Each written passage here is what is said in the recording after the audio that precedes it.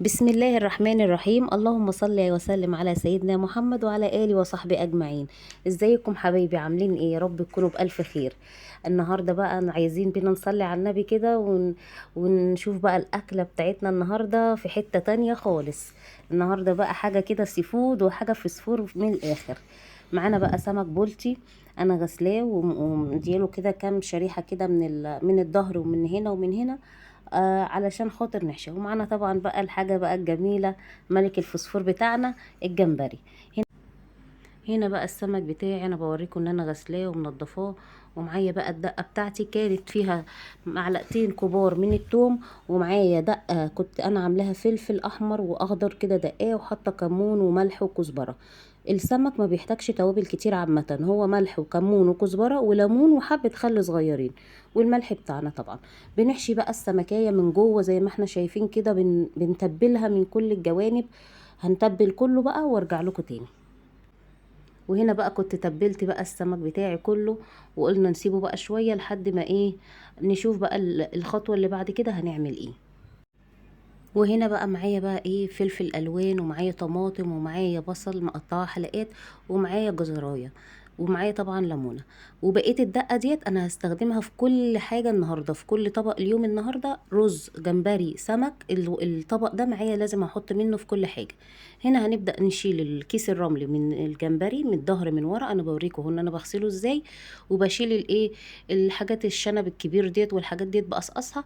وهنغسله كويس وننضفه بالملح والليمون، ونشوف بقى هنعمله ازاي.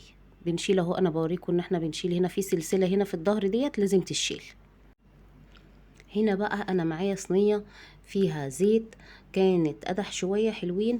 وننزل بقى بالبصلاية بتاعتي، ندبل البصلاية شوية، ونشوف بعد كده هنعمل ايه في صينية الجمبري الخطيرة. هنا بقى بنزل بعديها بالجزر. ليه؟ لان الجزر برضو بياخد سوا شوية. يعني بعد البصل انزل بالجزرايه، اشوح كله شوية مع بعضه، وبعد كده ننزل بباقي الحاجة الخضار اللي معايا، اذا كان الفلفل او الطماطم. وهنا بقى عقبال ما يتشوح الجزر شوية والطماطم والفلفل والبصل بتاع الجمبري، نبدأ بقى هنا نعمل الرز بتاعنا.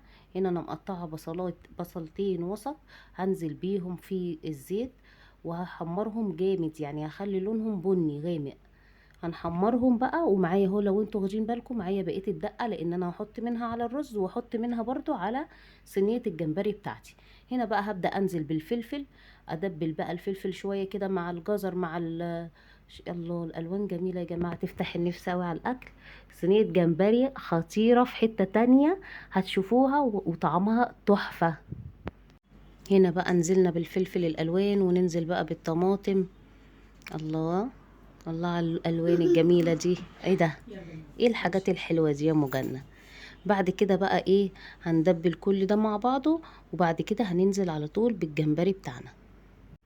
وهنا بقى بدأنا ننزل بالجمبري بقى. هنا انا بدأت ان انا اعلي النار علشان ايه، اشوح كده وياخد لون على طول. انتوا اول ما هتشوفوا كده اللون هتلاقوه خد لون برتقاني على طول.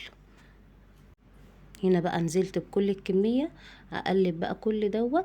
والبصلة شايفين معايا بتاعت الرز اهي بتتحمر. نزلت بمعلقة من الكمون، ومعلقة من الكزبرة، ونص معلقة من الملح. هي هنا بقى نزلت اهي، الملح وكزبرة وكمون بس، ما بحطش حاجة تاني على الجمبري اكتر من كده طبعا. وهنزل بالدقة بمعلقة من الدقة اللي انا قايله عليها، اللي هي الثوم بالفلفل ديت، واشوح كل ده مع بعض. هنا بقى معايا البصلة خلاص كانت بدأت خلاص تخش اللون اللي انا عايزاه. هنزل بمعلقة من الدقة برضو اللي انا عاملاها. انا هشوحها بقى بالبصلة بكله. وبعد كده انا عندي نص كيلو من الرز انا غسلاه، نص كيلو بقى من الرز انا غسلاه. هننزل بقى وغلي، وعندي في الغلاية انا عملت مية مغلية علشان تغلي على طول، عشان الرز ايه، ما ياخدش وقت. هنا كانت اللون دوت هو ده اللي انا هو ده المطلوب للرز الايه، الصيادية بتاع السمك. هننزل بقى بالمية. بس قبل ما هننزل بالمية هنحط بقى التوابل، معلقة من الكمون، وحبة من الكزبرة وملح، وحبة من القرفة اهو. ادي نص معلقه من الفلفل الاسود، ونص معلقه من الكمون، وربع معلقه صغيره من القرفه اهي، وحبه من الملح. الملح طبعا زي ما احنا بنظبط، احنا لازم بندوق الملح بتاعنا عامل ازاي، والكزبره وخلاص كده نبدأ بقى نشوح البهارات ديت كلها. كنت عايزة اقول لكم ان الريحة قلبة العمارة كلها ولا الشارع كله ولا ايه بالظبط. لا لا، اكلة السمك دي كانت تحفة يا جماعة والله. صلوا بينا على النبي بقى يلا عشان نكمل بينا بقية الفيديو. نزلنا بالمية، نبدأ بقى ننزل بالرز بتاعنا، نظبط بقى الملح ونظبط ونقلب كده ونشوف هيحتاج مية تاني ولا لأ، ونسيبه يغلي على النار. واول ما يغلي ويبدأ يتشرب ميته نوطي عليه علشان خاطر يبقى مفلفل وطعمه حلو. هنا بقى خلصنا، نزلنا بالمية وظبطنا الملح.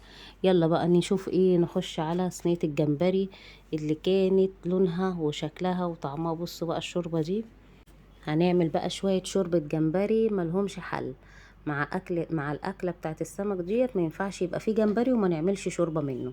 يلا نشوف بقى وتخلص الصينية واوريكم شكلها عامل ازاي. هنا بقى علشان نعمل الشوربة الجمبري نزلت بحبة من المية على معلقة صلصة ونص معلقة من الثوم. كل ده بقى هنزل بيه ويدوب بس ربع ساعة تغلي، وكده يبقى صينية الجمبري خلصت واستوت معانا. نخش بقى على السمك نقليه بقى عشان ايه نكمل بقية اكلتنا الجميلة ديت. هننزل بقى بحبة من الدقيق على حبة من النشا علشان السمك ما يبقاش شارب معايا زيت. هنا بعفر السمكية كلها دقيق بالدقيق بالنشا وايه، وبنفضها علشان الدقيق لما بينزل في الزيت ما يتحرقش. هنا بقى معايا الطاسة، الزيت سخن مولع نار علشان السمكية تنزل تتحمر وتبقى لونها ذهبي وجميل. ايه رأيكم بقى؟ شايفين الجمال؟ شايفين الحلاوة؟ فين بقى اللايك؟ خسارة فيها اللايك ولا الاشتراك؟ يلا دوسوا بقى باللايك والاشتراك. ايه رأيكم بقى؟ شايفين أكلة جميلة؟ اللهم صل على النبي، صلوا على النبي كده. ودي كانت سمكية بوري مشوية، هبقى برضو في مرة تانية اعرفكم طريقة الشوي ازاي. هنا بقى كنا نزلنا بشوربة الجمبري والرز والطحينة والسلطة والخضار بتاع الجمبري ده كان يتاكل لوحده بدون اي حاجة. طبعا الاكلة دي مش عايزة اقول لكم انا عملتها ازاي، انا كنت قابضة الجمعية علشان اعملها. كل فيديو ما تنسوليش باللايك والاشتراك، وحبة شوربة جمبري يستاهلوا بقكم. يلا استنوني في فيديو جديد وان شاء الله يعجبكم الفيديو ده. مع السلامة.